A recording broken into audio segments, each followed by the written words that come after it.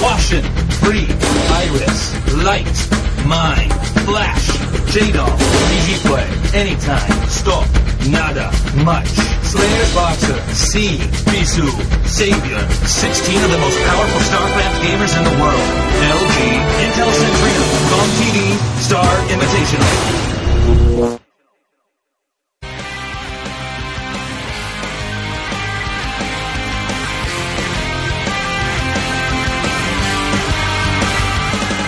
Welcome back, guys. Stork versus Berserker. Stork proving that he is a powerhouse Protoss player. Already up 2-0. This is the Nick Tasteless plot of the GOM TV StarCraft Invitational. Wow. That last game, very, very close. The Hidden Expo really made a big difference back there. With, I think if I could just recap the game, it just looked like once Stork got the early advantage, he kind of overextended himself and then lost too much of his ground army. And in response, Berserker, being the aggressive player he is, just rampaged across the map, assuming, I believe, that his opponent did not have any other expansions and that he could put the killing blows on him. But Stork, the clever player he is, hiding that Nexus at the top right and totally confusing Berserker. Berserker has to win this game if he wants to stay in this, or he will be eliminated. He has, from what it seems, just been dominating all the Protoss players he plays, even on the imbalanced maps that there are here. But in this case, it seems to be another story. Stork is just too good at Protoss versus Terran. Our next map is BaekmaGoji. BaekmaGoji, a very, very weird map. But it makes for some very interesting games. Man, we have such short breaks here. I was in the bathroom. Oh, man, just for my bathroom break. And then suddenly all the Korean commentators busted in there. And they're all like, hurry up, you got to move out of the way. I need to use a urinal, too. We only have 5 minutes left. And then I'm like, no, you're putting on too much pressure. Now I can't go. It was just seriously a disaster. Knock them down. Knock them down. Shut them down. Shut them down. Knock them down. Knock them down. Shut them down. Come on.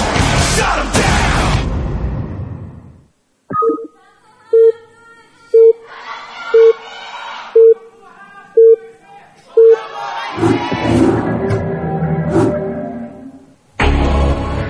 Berserker versus Stork. Oh my god.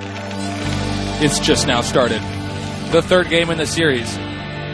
Berserker down 2 games. The pressure is on. He knows this. He's going to have to play perfectly if he wants to come back and win this. Stork, at the bottom left, the baller toss that he is, has already sent an early probe out now. He is going for an aggressive sucker punch win. A quick KO for the third round if it works. Sending that probe out, going to build a pylon somewhere for either double proxy gate rush or a single proxy gate rush. The build has been calculated in Stork's mind. It's going to be a matter of whether or not Berserker's micro is good enough to hold it off. We saw in the first game that it just wasn't.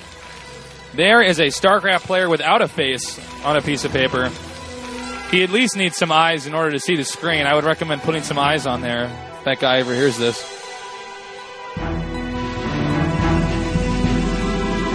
Protoss players, especially in this tournament, are very fond of these early proxy rush strategies. Just because they know that if they have the micro advantages right, and they can make the correct decisions to systematically disassemble the Terran's defenses, they can win.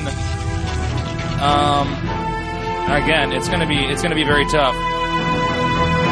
Looking at what people have been saying on the forums, both players performing great. Stork just seems to be a little smarter than Berserker. I don't think Stork has won just yet, though. Can't wait for the next game.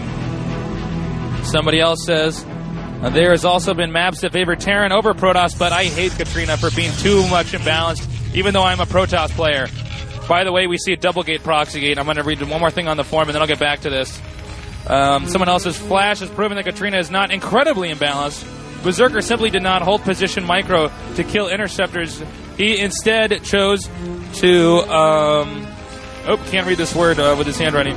He said chose to focus on the carriers, which is easy to micro away from, and I agree. I think he should have taken out the interceptors when the carriers were small in numbers, rather than going for the carriers themselves. Oh man, now Berserker has caught the fact that there's a 2-gate proxy rush, a different variation from the rush we saw earlier, going to be more zealot intensive, stronger earlier, but gets weaker as the game continues. Factory goes up. Note the position of the buildings. Oh my god, he's got to move that Marine! And he's already going to lose the first Marine! Oh my god, this could be a good game very soon. With 2 gates like this, it's so difficult to come back and do anything once you get behind like this. You needed that first Marine. Now look, he micros it in between the supply depot where the Zealot can't quite reach him, but at this rate, it's going to be almost impossible for Berserker to actually ever get that last the last factory up. The first factory. I don't know why I said last. Again, he will swoop back in every second he can to try to pick off any SCVs producing, causing Berserker to swap SCV after SCV. Here he comes again.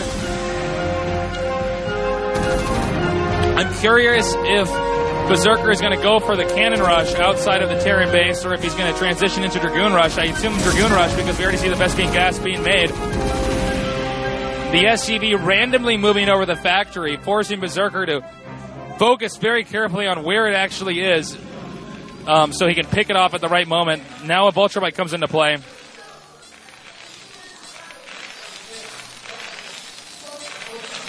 Note that Stork has walled himself in his main in case Berserker tries to do any funny stuff and clown him by sending a Vulture Bike around. It's gonna be tough for anything to go in his favor. Now he wants to try to pick off this Vulture Bike, but again the Dragoon's so powerful against the Vulture Bike. But an add-on is almost impossible to get right now. Here he comes to trying to pick off just a few SCVs. Marines. Now going to try to close in and get that Vulture Bike. Berserker is in an awful place right now. Using these SCVs, he's going to try to micro to the best of his ability, but no, there's just no way. There's too many units. Berserker has nothing right now. And SCVs alone are not enough to take out what Stork has to offer. Trying his hardest to use the SCVs the best he very well can. But look at him micro those Dragoons. Backing off now, picking off SCV after SCV. Dragoon range will soon be completed, nullifying any defensive purposes for the bunker. In Dragoon range, yes, it is coming. Now rushing in to pick off the Vulture, may even ignore. Oh, yes! That's so scary! Even ignoring the bunker itself and going for the heart of Berserker's base, baiting the Marines out and then owning them. Oh my gosh. Oh man, this is so painful to watch. Stork is completely dominating Berserker. He's making this look so easy. Oh my god! No! It's already over. Good game. Wow, 3-0 victory for Stork. This means we will have the ultimate Terran versus Protoss in the finals, Flash versus Stork. I can't wait to see how that's going to turn out. GG, unbelievable game. Stork wins, no problem, hands down. A top-tier Protoss.